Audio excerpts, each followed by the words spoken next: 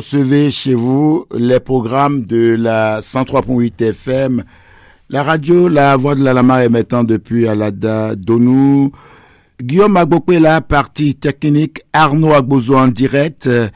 Vous suivez chez vous votre matinale, sa dernière rubrique, la main info matin. Ce matin, on reçoit pour vous, comme je l'ai dit, un invité au téléphone. Notre invité ce matin, c'est l'honorable Guy Dossou Mitokpe. Il est le secrétaire national à la communication du parti Les Démocrates. Avec lui, on va opiner sur deux sujets ce matin. D'abord, les interprétations de David Kofi Aza à l'issue donc des prédictions du TOFA 2025. On va voir un peu la position du parti Les Démocrates et également la candidature annoncée de Kemi Seba sur la liste du parti Les Démocrates en 2026 pour la présidentielle. Alors, honorable Guy Dossou Mitokpe, bonjour. Bonjour, monsieur le journaliste. Merci d'avoir accepté notre invitation. C'est un plaisir d'être en ligne avec vous et avec vos auditeurs. Voilà, je rappelle que vous êtes le secrétaire national à la communication du parti Les Démocrates. Alors, d'abord, la toute première question. Honorable Guy Dossou Mitokpe, une certaine interprétation du TOFA par David Kofi Aza a annoncé que le mandat de l'actuel président doit se poursuivre au-delà de 2026. Mais très vite, pourrait-on dire, les choses ont été remises à l'endroit par un communiqué du professeur Kako Maouyon. Honorable, comment avez-vous vécu cette situation ou cette actualité en son temps? Je vous remercie, monsieur le journaliste. Je voudrais aussi profiter de ce moment pour saluer tous vos auditeurs et auditrices et saluer tout le travail que vous faites pour l'enracinement de notre démocratie et pour tout le professionnalisme, voilà, dont vous êtes crédité au niveau de la radio La Voix de l'Alama. Ceci étant dit, je voudrais, avec beaucoup de délicatesse, me prononcer sur la question de l'interprétation du FA, parce que comme vous le savez, je l'ai dit sur plusieurs autres panneaux, je suis très respectueux de la foi des uns et des autres, et je n'aime pas trop, depuis que j'ai commencé ce travail d'acteur politique, ça fait déjà pratiquement bientôt 20 ans, je m'efforce pour ne pas non seulement mesurer dans les croyances des uns et des autres, mais ici, il savait que c'est la chose culturelle qui s'est invitée dans le domaine politique. Et donc, acteur politique que je suis, voilà, avec tout le respect que j'ai pour tous ceux qui pratiquent nos religions, de ne pas, voilà, de bien comprendre notre posture et ce que nous voulons dire. Et cette clarification faite, je voudrais vous dire que c'était très malheureux de voir ce méli-mélo au niveau de l'interprétation du FA. Parce que nous avons fait partie des premières personnes à sonner ou à sonner sur la lèvre en disant que il n'était pas convenable que de pareilles interprétations puissent s'aimer la confusion. Parce que en 2022, pour ceux qui suivent l'interprétation du FA, ils se sont prononcés sur l'année 2022. En 2023, ils se sont prononcés sur l'année 2023. En 2024, ils se sont prononcés sur l'année 2024. Et au nom de quoi, en 2025, ils refusent fondamentalement de se prononcer sur l'année 2025 et ils se prononcent sur l'année 2026. Alors pour nous, c'est une interprétation biaisée, acceptez que je le dise ainsi, et c'est une politisation de ce qui, normalement, devait être sacré. Et donc, nous avons fait partie des premières personnes à dire notre regret et à regretter cet état des choses. Et heureusement, je pense qu'entre eux-mêmes, ils ont compris que cette levée de bouclier n'est pas d'un seul temps, mais c'est pratiquement tout le peuple qui a dit sa désapprobation par rapport à ce cafouillage que nous avons constaté.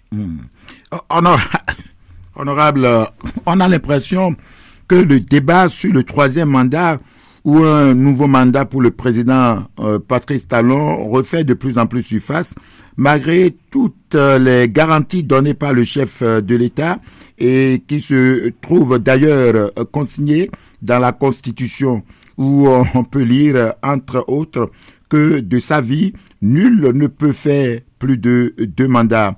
N'est-ce pas là, honorable, un faux débat où ni la parole du chef de l'État, ni la Constitution ne rassurent plus trop les Béninois aujourd'hui? Non, vous savez, non seulement c'est un faux débat, mais c'est une digression. Et au-delà de la digression, c'est même le comportement d'un certain nombre de vautours. Acceptez que je le dise ainsi, parce qu'il y a aussi des vautours en politique. Vous savez, le fou du roi qui entoure les pouvoirs, ce n'est pas une première avec le pouvoir de M. Patrice Talon. Souvenez-vous, dans ce pays, lorsque le général Mathieu Kérékou était revenu au pouvoir et qu'il était en fin de 2e mandat, il y a eu des compatriotes qui se sont levés, qui l'ont qualifié comme s'il avait des aptitudes de Dieu, afin de lui demander de ne pas partir. Et lorsque vous prenez le cas du président Thomas Boni Yahi, à la fin de son 2e et dernier mandat, il y a eu une fois de plus des fous du roi et des vautours politiques pour réclamer qu'il reste et qu'il continue. Donc c'est pas nouveau.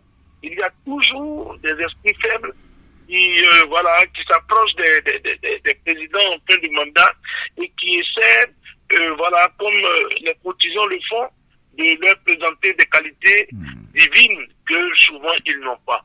Parce que pour la plupart, tous nos présidents, pour ne pas dire la totalité de tous ceux que nous avons connus comme présidents sont des humains. Il n'y a pas de Dieu parmi eux. Et donc, il y a toujours cette tentative de personnes qui sont comme des courtisans, qui sont autour des pouvoirs, et à la fin des mandats, et qui s'évertuent à démontrer au président qu'il est c'est celui qui a l'intelligence pour conduire ce pays vers la terre promise. Et donc, pour moi, c'est un faux débat. Il y a des débats plus importants, comme la cherté de la vie, comme les difficultés dans le monde éducatif, comme les difficultés dans bien d'autres secteurs, la question de l'emploi des jeunes, la question des dialysés, la question des AME. Ce sont des questions pour lesquelles il faut trouver des solutions immédiates et durables. Et non, malgré que ces questions existent et pour lesquelles on n'a pas encore de solution durable, il aura toujours des fous du roi, des vautours politiques, pour dire au président qu'il est celui qui peut continuer pour que jamais ce pays ne puisse sombrer. Au-delà de ça, il faut même dire que, comme vous l'aviez dit, les thèses de la République, avant même que la Constitution ne puisse être retouchée notamment par un Parlement monocolore, en République du Bénin, on ne fait pas de mandat. Ça a été consacré depuis l'historique conférence nationale des forces vives. Et que ici, c'est un mandat de 5 ans renouvelable une seule fois. Et donc, M. Patrice Talon, ni lui, ni ceux qui l'entourent n'ont droit à faire plus de 2 mandats. Et donc, tout le reste n'est que digression. Il faut se concentrer sur ce qui est important pour le peuple. Je viens de citer un certain nombre de situations pour lesquelles nous devons trouver des solutions durables. Justement, honorable Guy Dossou Mitokpe, dans une nation démocratique qui se veut respectée et respectable, honorable, est-ce qu'on a besoin de ces genres de situations à un moment donné? Non, normalement, si la République fonctionnait comme il se devait, ce sont les personnes qui devaient être interpellées. Non seulement tous ces vautours politiques devaient être interpellés, mais toutes les presses ou tous les médias qui vont dans le sens d'un appel au 3e mandat sont en train de se mettre en porte-à-faux avec la République. Parce que lorsque la Constitution, qui est le texte sacré de la République, dit qu'on ne peut pas faire plus de 2 mandats, et que vous allez contre ce qui est écrit dans la Constitution, mais vous appelez à une violation de la Constitution, normalement vous devez être interpellé. Mais curieusement, un certain nombre de presse sont en train de s'évertuer à appeler au 3e mandat, et ces presses ne sont pas inquiétées. Et ce sont les presses les plus critiques, les presses les plus crédibles, qui, il y a quelques jours en arrière, ont été suspendues. Donc vous estimez qu'il y a une politique de 2 poids 2 mesures dans les choses, hein? C'est ce que nous constatons. Ce n'est pas seulement ce que nous disons, c'est ce qui est réel. C'est une politique de 2 poids 2 mesures et à bien d'égards. Et donc pour nous, c'est malheureux. Alors, comment les démocrates préparent-ils 2026 où il sera tranché de manière effective ce débat d'un nouveau mandat pour l'actuel locataire de la Marina?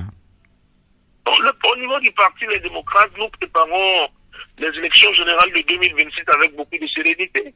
La question du 3e mandat, je l'ai dit, et vous allez permettre que je puisse encore le repréciser, c'est un faux débat. C'est une digression, c'est une distraction. Et il ne faut pas distraire le valeureux peuple béninois qui a d'autres soucis. Et je le dis, je ne manquerai jamais de le dire assez. Nous sommes dans un Conseil des Nations où nous avons des défis à relever. Notre pays, dans l'espace UEMOA, nous avons le pays qui vend l'électricité le plus cher des 8 pays du UEMOA. Au niveau de la CEDEAO, nous avons de grands défis à relever sur la question sanitaire, sur la question du terrorisme, sur la question de la sécurité. Et il y a encore quelques jours, je pense que c'était hier ou avant-hier, il y a eu un crime macabre dans la commune de Bembereke, selon la presse, où un monsieur, son fils aurait été tué chez eux, les femmes ligotées et battues. Ce sont des questions d'insécurité. Et pour nous, il faut trouver des solutions. Il faut apaiser les populations. Il faut montrer qu'on est capable de diriger la République et d'assurer la sécurité. Le 8 janvier dernier, on a vu ce fait malheureux, ce drame où une partie... On va pas revenir sur cette situation très déplorable. Hein. On va laisser passer ça et poursuivre, honorable. Non, c'est pas remuer le couteau de la plaie. C'est rappeler que ce sont des insuffisances pour lesquelles il faudrait trouver des solutions durables. Et alors qu'il y a ces urgences, alors qu'il y a ces situations délicates, on ne peut pas continuer de distraire le peuple avec un 3e mandat qui, statutairement, ne doit plus faire partie des débats les plus utiles de la République. Alors donc, que... Oui, allez-y, honorable. Et donc, au niveau du Parti des démocrates, je l'ai dit, nous préparons 2026 avec beaucoup de sérénité. Et pour nous, la question du débat sur le 3e mandat ne devait plus être tous ceux qui feront ce débat, tous les laudateurs, tous ceux qui appelleront le président Patrice Talon à aller à un 3e mandat doivent être interpellés. Et tous les médias qui en font un fonds de commerce doivent être purement et simplement interpellés par la... C'est votre souhait? Oui. D'accord. Alors, honorable, alors que l'on devrait actuellement s'attendre à un débat sur les projets de société, on constate que le débat reste agrippé autour donc de l'audit du fichier électoral et un appel à la relecture du code électoral. On vous a même entendu dire, honorable Guy Dossou-Metokwe, que l'actuel code électoral est une poudrière. Entre nous, honorable, vous n'exagérez pas? Sinon, parlez-nous-en. Non, il n'y a pas d'exagération possible à ce niveau. Je trouve même que je suis resté dans la mesure. Dans ce cas où vous pouvez mieux comprendre avec moi que, parlant de société, nous prenons tout notre temps pour essayer d'aller dans ce sens. Et d'ici quelques mois, le peuple béninois prendra connaissance de tout ce que nous lui proposons. Et je l'ai dit, à notre niveau, il sera hors question, il ne sera pas question plutôt de revoir à la baisse les ambitions de notre pays. Voilà, nous tiendrons le flambeau et nous ferons de telle sorte que la jeune génération au Bénin puisse de plus en plus comprendre qu'on peut rêver grand pour son pays. Et le Bénin est depuis, je dirais, le président Nicéphore Dieudonné Segou, le Bénin a amorcé une forme de développement que nous ne devons plus décourager et nous ne devons plus revenir en deçà des ambitions. Ça, c'est clair pour nous. La question du fichier électoral et la question du code électoral, ce ne sont pas des questions farfelues et ce ne sont pas aussi des distractions. Ce sont les questions de l'heure et pour moi, ce sont les questions les plus importantes au moment où je vous parle. Parce qu'on ne peut pas écrire ou on ne peut pas faire voter un code électoral de vengeance, un code électoral pour régler des comptes à un seul parti, un code électoral pour exclure. Pour cela, je parlais de poudrière. Vous avez remarqué que pratiquement tous les corps constitués de notre pays et demandent la lecture du code avec, je dirais, la principale force qui demande cela de tous ses voeux, le clergé catholique. Mais tous ceux qui demandent une relecture du code électoral n'ont pas, vous ne me direz pas que ces personnes ont un problème particulier avec le président de la République. Il s'agit de comprendre que lorsque vous scrutez ce code, en certains de ces articles, vous comprendrez que c'est d'abord un élément d'exclusion et c'est un élément dangereux pour la position du pays. Principalement, lorsque vous prenez l'article 132 nouveau et l'article 146 nouveau, sans oublier les articles 92 et 93, vous comprendrez aisément que ce code électoral est dangereux. L'article 132 nouveau stipule désormais qu'en République du Bénin, pour pouvoir être éligible à l'Assemblée nationale, il faut pouvoir avoir 20% dans chacune des circonscriptions électorales. Mais comme si cela ne suffisait pas, au niveau de l'article 132 nouveau, il est dit que, toutefois, si deux partis s'accordent à faire un accord de coalition parlementaire, alors ces deux partis politiques n'auront plus besoin de 20%, mais désormais de 10% pour pouvoir être éligibles. Mais j'ai dit, lorsque vous prenez les résultats de 2023, les résultats des élections législatives de 2023, il n'y a seulement qu'en République du Bénin, il n'y a eu seulement que 3 partis qui ont pu avoir 10%, à savoir le parti Les Démocrates, le Bloc républicain et le parti UP, le Renouveau. Donc, si vous dites désormais dans la loi que si les deux partis se mettent ensemble sur la base de pouvoir avoir 10%, au lieu de 20%, ces deux partis n'auront besoin que d'avoir 10%. Or, sur la base des dernières élections législatives, il n'y a seulement que 3 partis qui ont pu avoir 10%. Donc, vous donnez maintenant dans la loi la possibilité à 2 partis de pouvoir se mettre ensemble et de ne plus rechercher 20%, mais de rechercher que 10%, et vous laissez un seul parti le soin de rechercher 20% dans l'ensemble des 24 circonscriptions électorales.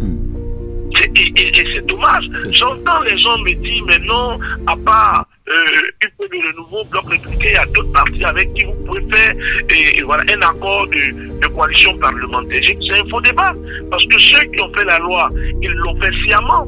Dans ce sens que je prends un exemple pour que notre peuple, nos auditeurs puissent mieux me comprendre. Je prends un exemple. Lorsque je prends un exemple, le Parti des démocrates se met, par exemple, en accord de coalition parlementaire avec le Parti FCBE. Le Parti FCBE, sur la base des dernières élections législatives, avait eu 4%. Et le Parti des démocrates avait eu bien au-delà des 10%. Donc, si le Parti, les démocrates se met avec un parti comme le Parti FCBE, et que le Parti et les démocrates a, par exemple, 16% dans chacune des circonscriptions électorales, et que le Parti FCBE a normalement 4%, normalement, sur la base de, c'est-à-dire, si l'accord devait marcher en fond, quel que soit le pourcentage, 16 plus 4, ça fait combien? Ça fait 20%. Mais la loi ne dit pas ça. La loi dit que si les FCBE ont 4% et que nous avons 16%, nous devons tomber. C'est ça. Pour que l'accord de coalition parlementaire puisse prendre corps, les deux partis qui se mettent ensemble doivent au moins avoir 10%. Cela voudrait dire que le Parti des démocrates se mettra avec qui pour rechercher 10%, à part le Parti Bloc républicain et UP le Renouveau. Ça n'existe pas. Cela voudrait dire que la loi a été faite pour que le Bloc républicain et UP le Renouveau ne puissent pas rechercher 20% dans chacune des circonscriptions, mais plutôt rechercher que 10%, et la loi a été faite pour que le Parti des démocrates, à lui seul, puisse chercher 20% dans chacune des circonscriptions électorales. Mais c'est dangereux comme loi. C'est une loi absolument injuste. Vous ne verrez pareille loi nulle part au monde. Alors que le Parti UP le Renouveau et le Bloc républicain, à eux deux, détiennent tous les ministres. Ils ont la plupart des députés. Ils ont la plupart des maires. Ils ont les directeurs généraux. Ils ont les ambassadeurs. Et comme si cela ne suffisait pas, on vient encore de leur octroyer des ministres conseillers. Alors qu'est-ce qu'on voudrait faire? On voudrait purement et simplement répéter un parlement monocolore en 2026. Parce qu'en 2019, ils ont fait le parlement monocolore avec le certificat de conformité en éliminant tout le monde. Mais cette fois-ci, ils apportent à l'article 132 nouveau une malice qui stipule que le Parti Les Démocrates doit rechercher 20% dans chacune des circonscriptions électorales et les deux partis du chef de l'État ne doivent rechercher que 10%. À la limite, c'est criminel. C'est votre lecture. C'est une escroquerie politique. C'est votre lecture, c'est votre lecture, honorable Guy Dossou Bitopé. Ce que je dis, non, je n'en fais pas une interprétation contre mesure. C'est ce qui est écrit. D'accord. Je ne fais que décrypter ce qui est écrit. Voilà. Et maintenant, lorsque vous laissez cela, et vous allez à l'article 146 nouveau. À l'article 146 nouveau, non, j'ai intermédié. L'article 132 nouveau parle des législatives. Oui, c'est ça, effectivement, c'est ça. Non, l'article 132 nouveau parle des présidentielles. Et l'article 146 nouveau, à son tour, parle des conditions d'éligibilité. Mais quand vous prenez les critères pour être président à l'article 132 nouveau, tout ce que je venais de démontrer, c'était l'article 146 nouveau. Quand vous prenez les critères d'éligibilité à l'article 132 nouveau, il est dit à l'article 132 nouveau, plus précisément à l'alinéa 8, que désormais pour être candidat à l'élection en République du Bénin, à l'élection présidentielle en République du Bénin, il faudrait avoir 15% de l'ensemble des députés et des maires, et cela dans 3/5 des circonscriptions électorales législatives. Les 15%, cela revient à 28 signatures ou 28 parrains, et les 3/5 des circonscriptions électorales, cela revient au nombre de députés que le Parti Les Démocrates a eu exactement dans le nombre de circonscriptions électorales. Et donc, ça veut dire que les conditions ont été taillées pour pouvoir avoir un duo candidat à l'élection présidentielle. Ça a été taillé exactement sur ce que le Parti Les Démocrates a eu. D'accord. Mais vous allez me dire, si c'est le cas, c'est pour que le parti puisse présenter un duo et candidat. Je vous dirai non. C'est pour qu'ils puissent manquer au parti ne serait-ce que 1 ou 2 parrains. Et s'il manquait au parti 1 ou 2 parrains, alors le parti serait dans l'impossibilité de présenter un duo candidat à l'élection présidentielle de 2020. Honorable, on reviendra sur tout ça là dans d'autres émissions. On va poursuivre avec 2 autres questions pour terminer très rapidement. Cette annonce de la candidature du compatriote Kemi Seba qui, entre autres schémas, espère se faire porter par les démocrates. Comment est-ce que vous avez reçu cette annonce au niveau du Parti Les Démocrates? Donc, vous savez, le compatriote Kemi Seba est un acteur politique beaucoup plus attaché aux questions du panafricanisme, connu de notre jeunesse, connu de beaucoup de personnes. Et il a exprimé il y a quelques jours sa volonté de pouvoir faire, je vais dire, chemin commun avec le Parti Les Démocrates en vue des élections présidentielles de 2020. Pour nous,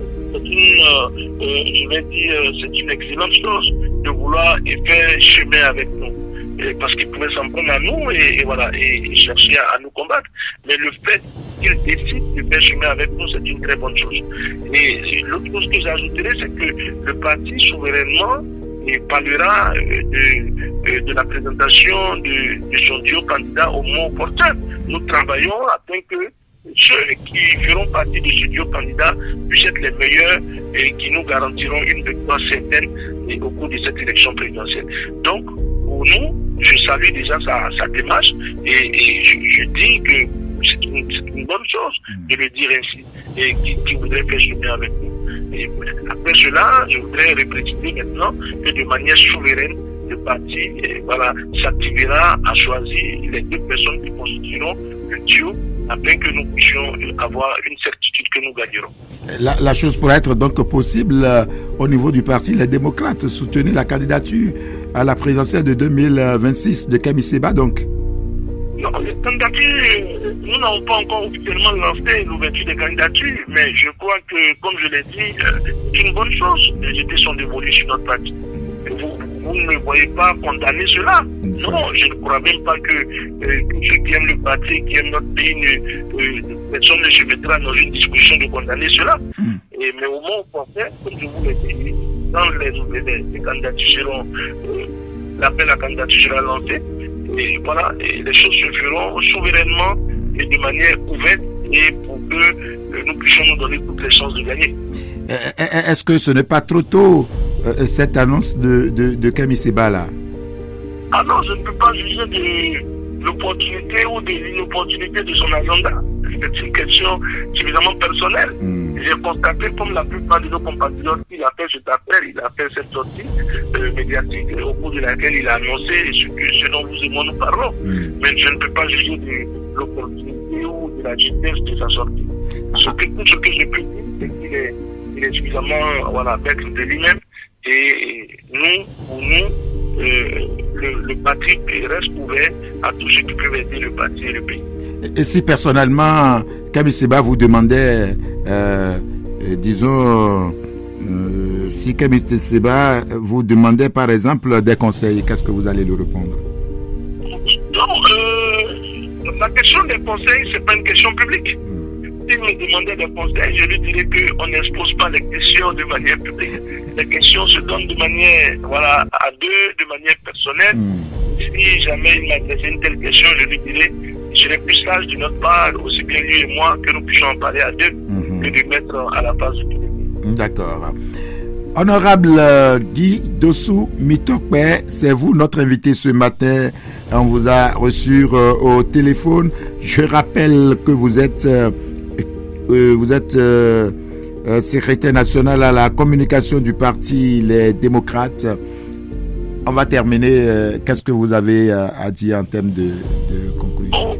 Comme mot de fin, je voudrais non seulement vous saluer, vous remercier pour tout le travail que vous faites, saluer aussi notre peuple et demander au Seigneur de prendre pitié de notre pays, de le préserver de tout mal, parce que d'ici quelques mois, je pense que ça sera des moments assez, une période assez charnière.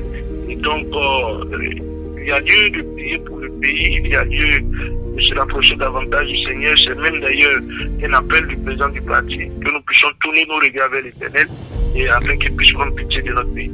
Et je pense que les élections générales, par la grâce de Dieu, se dérouleront dans une ambiance bon enfant, et après, tout se passera pour le mieux, dans le meilleur des mondes possible. Et nous aurons un pays tranquille, en paix, tourné résolument vers le développement. Honorable Guy Dossou Mitokpe, merci. Je vous en prie. Je rappelle que c'était au téléphone l'honorable Guy Dossou Mitokpe, secrétaire national à la communication du parti Les Démocrates. Mesdames et messieurs, la main info matin pour le code ce jour, c'est fini. Merci d'avoir été des nôtres. À la prochaine.